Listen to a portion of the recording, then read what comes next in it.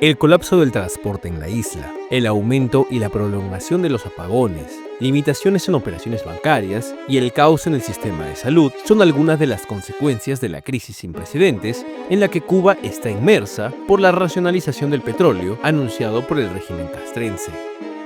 No hay nada, estás paralizado aquí, y es más la impotencia por el qué va a pasar, la incertidumbre. Porque es duro, hay que vivirlo, es duro. No hay ni medicamento. En este video te contamos cómo ha impactado la escasez de combustible en Cuba, cómo ha afectado a los ciudadanos y qué podría pasar si las restricciones internacionales continúan sofocando a la isla. Tras la caída de Nicolás Maduro a inicios del 2026, Estados Unidos bloqueó las exportaciones de petróleo desde Venezuela hacia Cuba, dejando a la isla sin el acceso a su fuente principal de combustible. Él quiera que se cree el dueño del mundo y hace las declaraciones que sí me es pertinente, pero bueno, cuando venga contra Cuba no va a pasar lo mismo que en Venezuela. Está loco, está desaforado. Aquí se le echa la culpa al Estado, pero el principal culpable es el señor Donald Trump. El posterior anuncio de sanciones contra países que intentasen suministrarle combustible a la isla aisló mucho más a la población cubana e impuso lo que muchos consideran como ya una crisis sin precedentes que, según los aliados del régimen, podría desencadenar la peor crisis humanitaria en la historia de Cuba. El régimen de Miguel Díaz-Canel presentó la Opción Cero, un paquete de medidas de emergencia para enfrentar la crisis que, al corto plazo, solo ha restringido mucho más el acceso de la población vulnerable al combustible y la energía. Porque al no haber combustible suficiente no podemos mantener los niveles de ventas que veníamos teniendo en semanas anteriores y habrá en este sentido algunas limitaciones para la adquisición.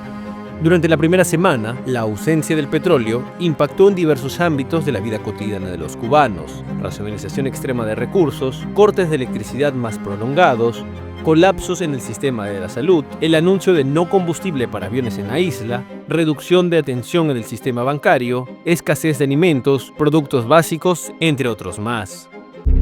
El régimen asegura que los cubanos podrán resistir la crisis y el país no colapsará, pero el descontento popular aumenta en las calles. Las medidas, te podría decir sin palabras porque no nos remedian el problema. Quizás a algunos les resuelvan, pero no nos remedia el problema a el % mayor de los cubanos que tenemos que hacer trámites, que tenemos inclusive que ir a trabajar, etcétera.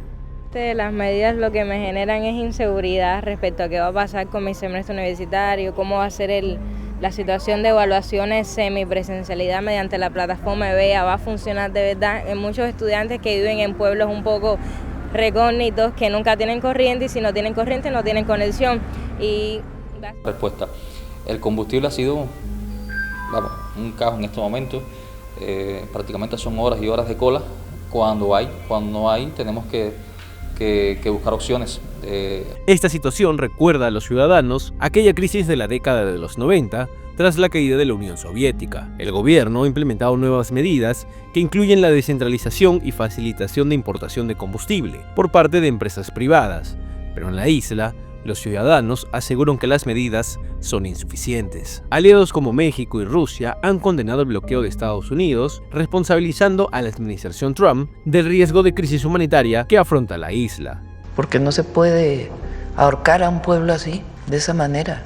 Es muy injusto, muy injusto. Entonces, un llamado a que no haya estas sanciones y que se apoye al pueblo.